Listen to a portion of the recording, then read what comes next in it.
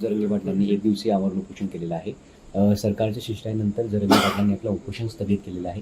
कसं बघता तुम्ही? खरं तर हे मनोज जरांगेंचं उपोषण हे कुणाचं तरी पॉलिटिकल स्कोर सेट करण्यासाठी होतं आणि हे नियोजित आंदोलन होतं.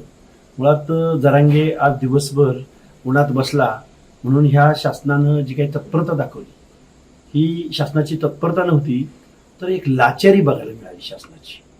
आणि मुळात विखे पाटील आणि लाड ही दोन माणसं तिथं येतात काय, आणि त्या माणसांचा दोघांचा अपमान जरांगे क्षणाक्षणाला प्रत्येक वाक्यामध्ये त्यांचा अपमान करत होता.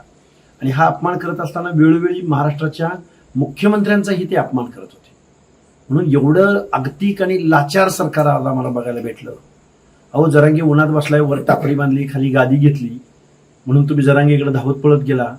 पण आमच्या ओबीसी भटक्यामधला वडार समाज रात्रंदिवस दगडी फोडतो, आमचा बंजारा समाज वंजारी समाज ऊस तोडतो, मेंढपाळ बांधव उन्हामध्ये मेंढ्यांचे कळप राखतो.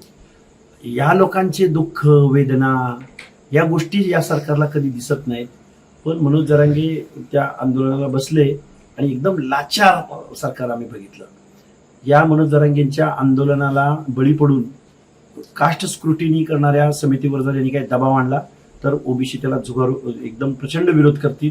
त्याचबरोबर ज्या ज्या तहसील कार्यालयामधून फक्त संख्येच्या बळावरती जर कास्ट सर्टिफिकेट इश्यू केले जाणार असतील तर वेळ पडली तर आम्ही असे बोगस सर्टिफिकेट इश्यू करणाऱ्या तहसीलदार कार्यालयावरती हल्ले करू, तहसील कार्यालयावर हल्ले करू आणि आम्ही प्रसंगी कायदा हातात घेऊ. आम्ही संविधानाची भाषा कायद्याची भाषा बोलणारी माणसं आहोत. पण बेकायदा कृत्य जर गव्हर्नमेंट करायला लागलं मनोज जरांगेच्या सांगण्यावरनं तर आम्ही या सगळ्या आस्थापनांवरती आम्ही हल्ले करायची सुद्धा भूमिका इथून पुढच्या कालावधीत घेऊ. बरं, एक शेवटचा प्रश्न. आपण 100 सभांचं नियोजन केलेलं आहे. आतापर्यंत किती सभा झालेल्या आहे? आतापर्यंत 19 सभा. आज आम्ही 19वी सभा घेऊन आलोय. आमच्या सभांना 1000, 2000, 3000, 5000 लोक जमा होतात.